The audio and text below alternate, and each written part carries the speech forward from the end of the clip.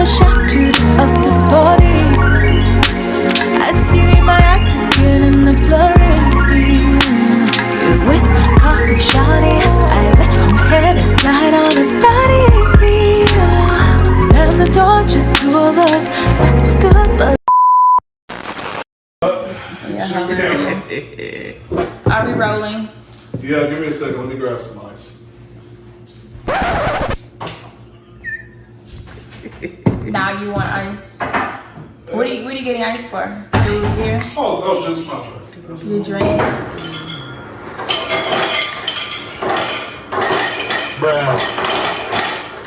Hello. Y'all need anything else? A few moments later. No. Thank you.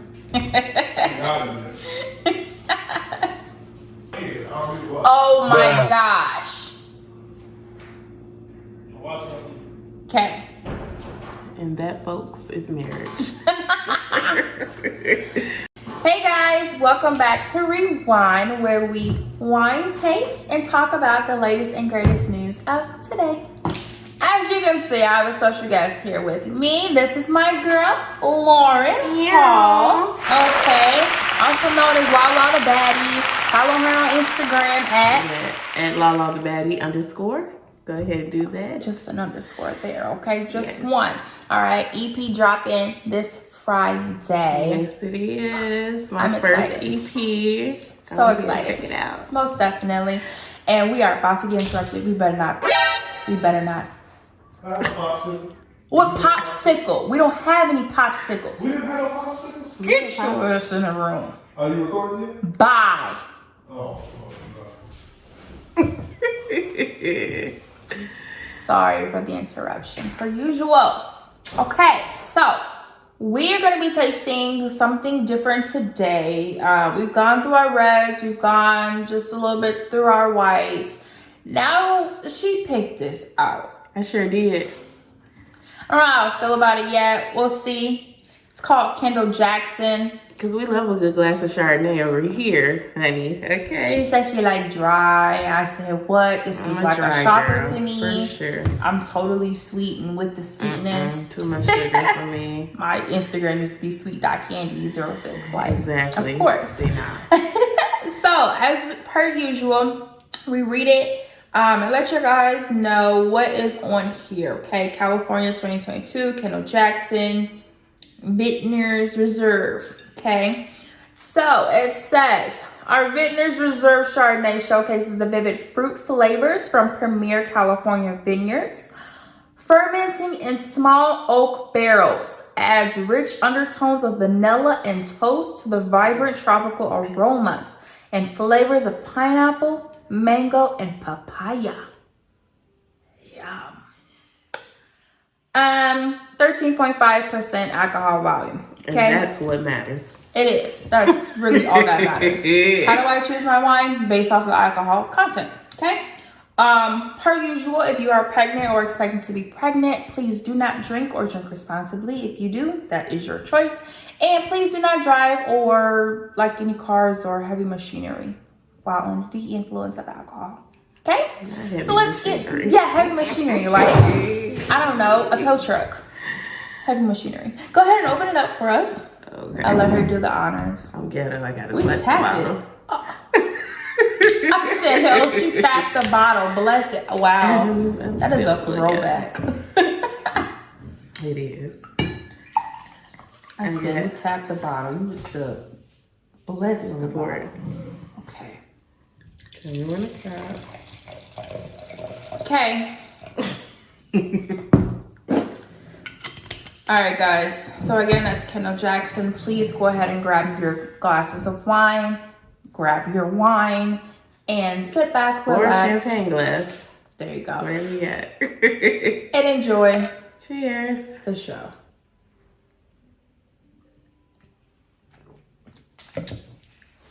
How you like it? I feel like it's smooth. This is a really smooth Chardonnay. But I also am a Chardonnay connoisseur, so, you know. I think it's It good. smells like rosé. That's where the fruit, the pineapple, mango, papaya. Oh.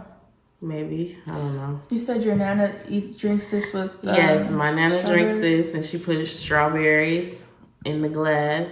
And growing up, I thought that was the classiest thing in the world. So now I grew up and I do the same thing.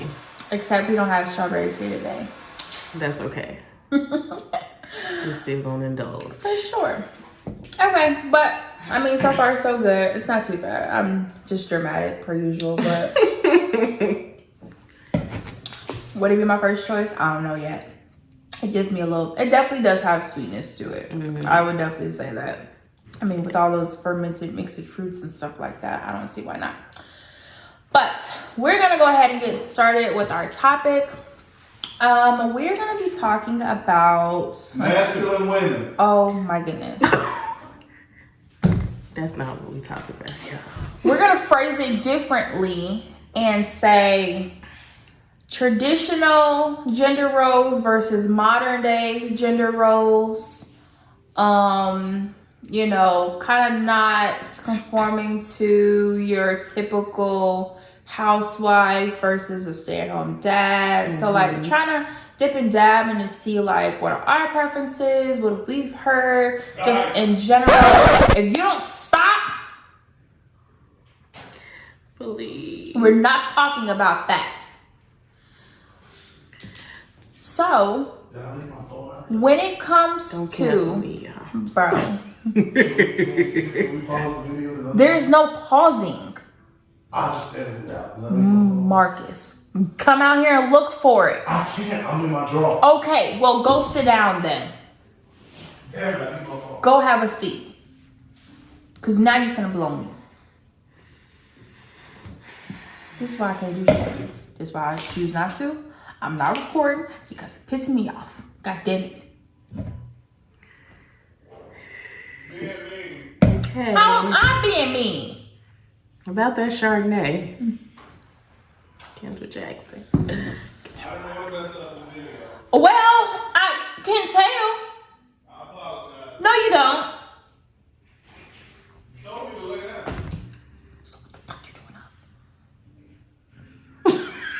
Can I have some wine? Bruh. I'm on face right now. Sick of you. Love you. Okay, love you too. All right, so You see the phone? Marcus. No, seriously. You my red phone. Oh my God! Oh man. Okay, so today we're going to be talking about traditional gender roles versus the modern day gender roles.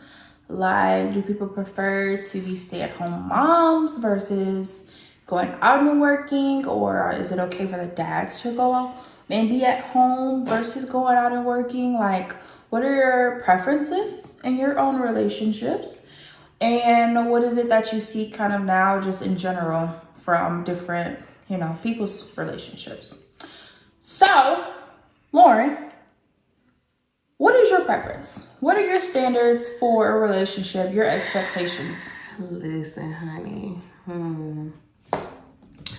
Well, I definitely would expect my partner to be a leader in the household for sure. I think I lean more towards the traditional way with like a few exceptions. Okay. Would I be a stay-at-home wife? Probably, honestly. Listen, just give me a part-time job. I will cook, clean, take care of the kids. Listen, I'm good, all right? But, you know, not judging anybody that doesn't. Please, y'all, don't cancel me. But, no, I think I lean more towards the traditional side for sure. I do want a provider as a man. And that's financially and, you know, spiritually led and, you know, yeah, that's, yeah. Okay. So, say for instance, if that's the case, then, or you should say a part-time job, okay? So, part-time job. What bills are you okay handling then? Oh, I will handle anything except for rent and car insurance. Everything else, I got it. Not the car note, just the insurance? I don't really want to know neither. But That's fair. yeah, I can take care of everything else, honestly. That's perfectly fair. Yeah, most I of that feel like lights, it is. gas, household. Because I feel like all of those little bills will add up to just as much as how much the rent will add up to anyway. Yeah. So it's just like, you're not necessarily going 50-50 per se. Yeah. But it's just, you got one big bill and you got small bills that, you know. all add up to one big Exactly. deal. Right. But yeah, I just don't want to pay rent. That's probably my biggest thing. Paying rent is the worst thing in the world now. to me. Like, it is the worst. Rent, my first place, my rent was what, like $650 in a 2-bedroom apartment. That's beautiful. Yeah. That is beautiful. Yeah. I wish. And now you got house rentals up to, I mean, shit, they can go very high, but I mean, you can get a little as $1,500, and you can get it as high as, who knows, $4,000 or $5,000 for renting. Yeah. But if you're gonna pay that much at that point, you might as well just buy a house, and that'd just be your mortgage. Exactly. So obviously, have a cutoff for what your rent payment is definitely going to be, and make sure it actually makes sense for the number of bedrooms and bathrooms and actually modernness of the actual place. Yeah. Yeah.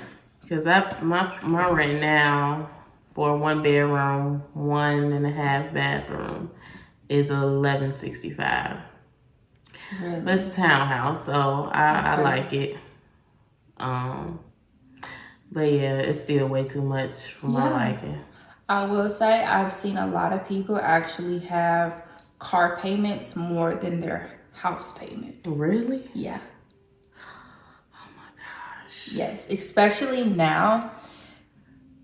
I've seen it more obviously from guys, because guys are like obviously more into cars and stuff like that rather than women. They would rather spend more on their cars than on their actual housing situation.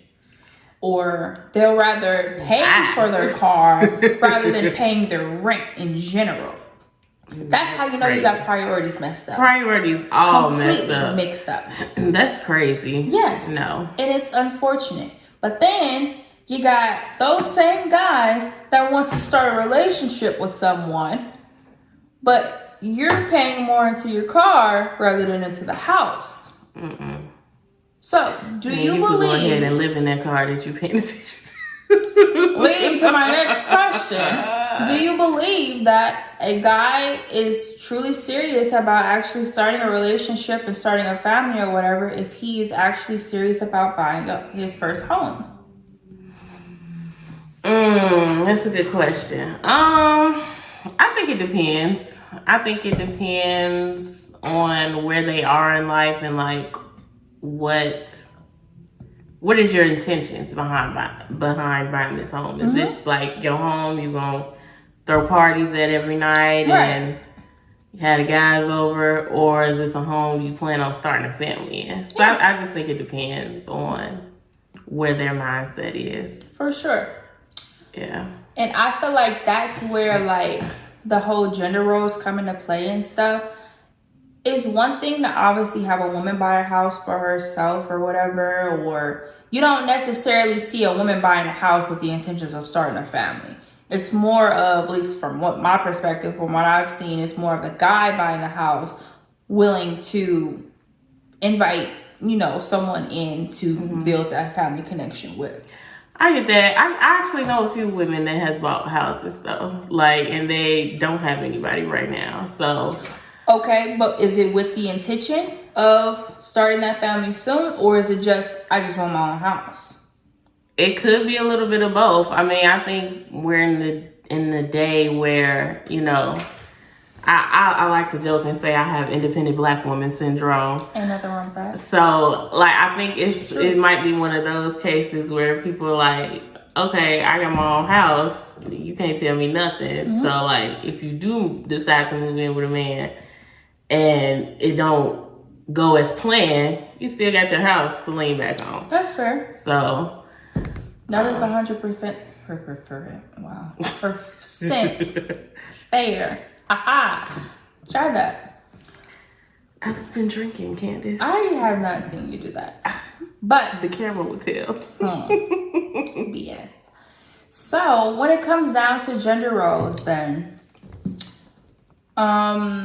is it acceptable in modern day age for a man to be a stay-at-home dad if the woman makes more than him? If that works for their family dynamic, sure. Mm-hmm. Let me use my words carefully. Well, I know, okay, of course I gotta go biblical. Biblically speaking, God created Eve as a helpmate for Adam. So I think whatever that looks like as a helpmate, whatever that looks like in your relationship, if that works, go for it. Like, I don't think men are exempt from taking care of the home and the children just because they work. That you're still a parent. You still have to take care of these kids just as much as I do. For sure. So I think stay-at-home dads, shout out to the stay-at-home dads, because a lot of men ain't doing that. A lot of men have pride and they like, I'm gonna just go work and you can take care of the kids because that's how it's supposed to be. And that's not necessarily true. It's just whatever works for your dynamic. For sure. I do also think that, especially like with marriage, it's different times where people, you know, like the woman might be up one minute and the man might be down. The woman might have to carry the weight during that period and vice versa. So I think with times it can change as well as the marriage evolves and progresses. So I like how you mentioned that because that's real. That's something that I feel like isn't acknowledged, the fact that either party can go through some sort of hardship. You know, shoot, you got the woman who's gonna bear a child for 9 months. You're gonna be off of work for 6 to 12 weeks, give or take, or even longer if you choose to. And at that point, okay, is your better half able to support you guys during that time that you are physically down because of what you've obviously just birthed? yeah. And then obviously on the opposite side, a man might go down, could be for health reasons, it could be layoffs, it could be anything, you know, that causes him to have to step back from work. You know, is my lady able to pick up the slack on that same token? So then it almost kind of worries me like, oh, I'm a stay-at-home mom and I don't work. Yeah. What happens when that husband does go down? You know, is that woman willing, and hopefully she's willing, if this is an actual solidified committed relationship, able to pick up that slack without it being almost like a burden or like a rush because you don't have a job lined up ready to go for when he does go down? Yeah.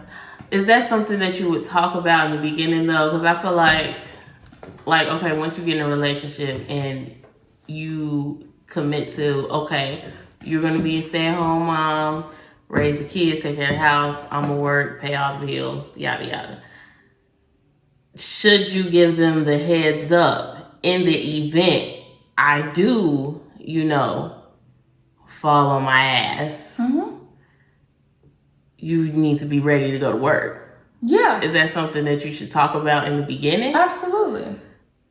Absolutely. It's about not just having plan A, but having plan B and plan C. That was something that I was not used to getting into my relationship.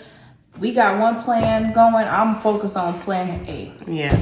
This man got plan B, C, D, E, all the way to Z. And I'm just like, but wait, why can't we just focus on this one plan? Because my mind can't just fall off and just flutter off to all these different plans. But I've actually seen personally how it actually does work having those backup plans, because you just have to be ready for the unexpected. And if you what is it? Expect the unexpected. You don't have to get ready for it. Like stay ready. You know, you ain't gotta get ready. Yeah, that one. So, you know, whether it's you having a savings account already set up, you know, both of you guys maybe starting to work together first, and then one tapers off and doesn't work and stuff, maybe just build up that savings account and everything, and so that way that's specifically used for if this person goes down, you continue to put into that pot for emergency purposes and stuff.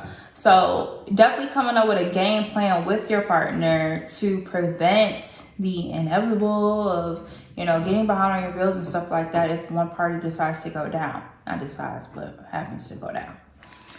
Do you think it's fair if your spouse springs it on you? Like, say you're a stay-at-home mom and all of a sudden your spouse just, I feel like I can't pay these bills no more, you gotta work. Yeah, I feel like shit happens. You're in a relationship. Yes, this might be sparked up on me all of a sudden and stuff like that. But if I'm in a committed relationship, yes, that might be frustrating for me. But what you gonna do? Cry about it, argue about it, and not work? And then both y'all sitting in a pile of debt looking stupid? No. Because at the end of the day, if he can't handle it, guess what? I'm gonna pick up the slack. If I can't handle it, he gonna pick up the slack. That's how it should be, no matter what. Oh my God, I got an audience member now, y'all.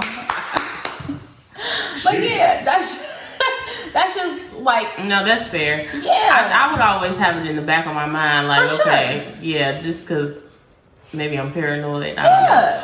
But it's a smart thing to do. Always be able to, like, if this is what this person is supposed to be paying, let me put aside that same amount just in case something comes up. Sometimes with men, they forget about stuff. Okay? So just in case something comes up, at least you're ready for it financial wise, and you can give it. And you're ready for it. How much do you think a man should make a month? On a monthly basis?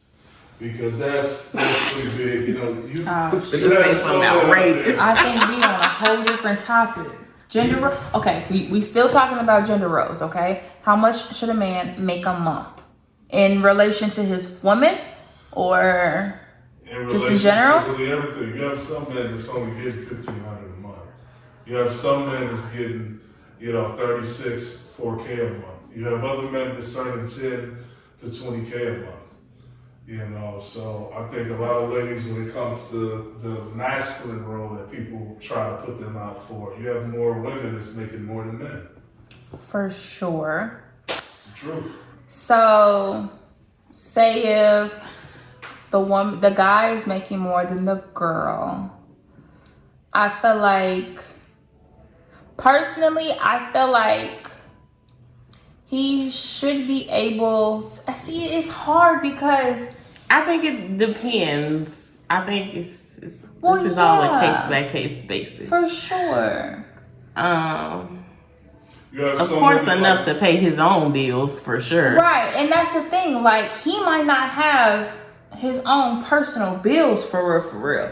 Y'all might be on a combined phone account. You might be on, obviously, using the same, like, utility bills and stuff like that. He might not have credit cards. She might have credit cards.